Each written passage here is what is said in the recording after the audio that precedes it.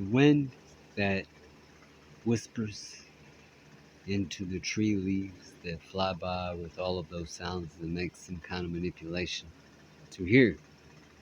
You uh, become closer with nature and understanding God. And the literature that is written, made to believe on TV and made not to believe on TV after reading literature and becoming more um, understanding with your own logic and reasoning to believe. Now, the archangels are considered to be the children of God, and there is more than seven of them.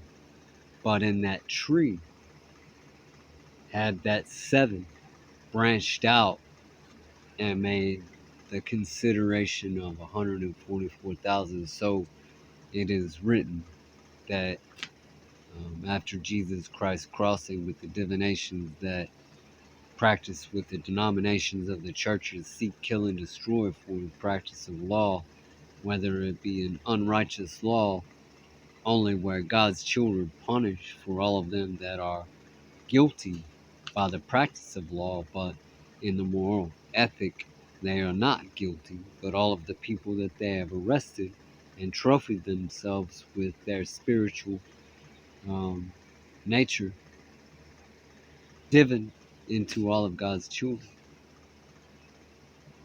then they're guilty for punishing innocent people, which is God's children. In understanding theft spiritually, those that can enter into heaven can never be claimed to be a spiritual theft. All good, bad, and ugly is up there, so as long as you love self in the scribe of end times lovers of themselves, which is uh,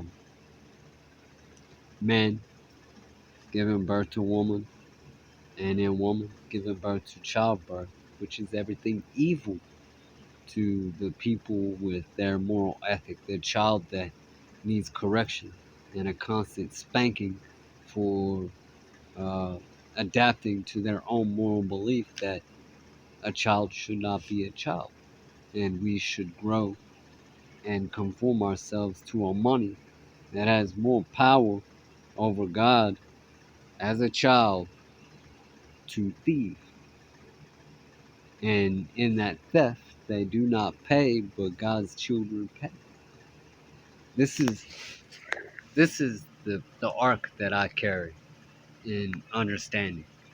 The archangels are God's children. Every single child born into this world until they wake up to the moral ethic and snap to a reality that isn't naturally theirs. It's just something they're raised in, and whatever they're raised in that has accumulated from their own natural waking from childbirth and belief instilled into that child that is raised up. And then all of them who are fashioned as God, most of God's people are beaten and stricken for living a rebellious life. And I'm not saying that they live a rebellious life by choice. It's because they do not see sin until the law grabs a hold of them and instills their moral ethic into them, but they can't see their own moral ethic to be the description of the end, the very final war between angels and demons, the very end of all things in creation until we are all wiped out by the plague of disease that is written in these prophecies.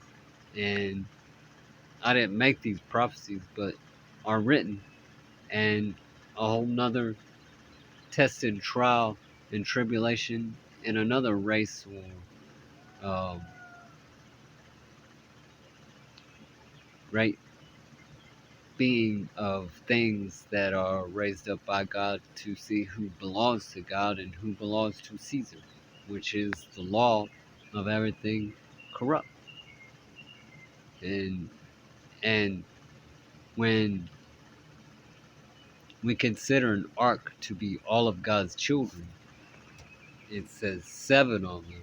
Michael, the archangel, which I believe is the injured dragon head of Beowulf, Beowulf of Odin, spiritually born, who gave birth to Caesar, and in Caesar and in King David's time uh, came after Jesus, who was the savior of that ark with Apollo and his godly child Pythios, which is considered to be an archangel. This is this is the other thing that I have. It doesn't say anything about Pythios being an archangel, or it doesn't say anything about the griffin bird, uh, considerable to be noted as the mandrake juniper tree as an archangel. It is born from God. And then Jesus with Uziel. These are all the heads of Delphi born from God. And uh,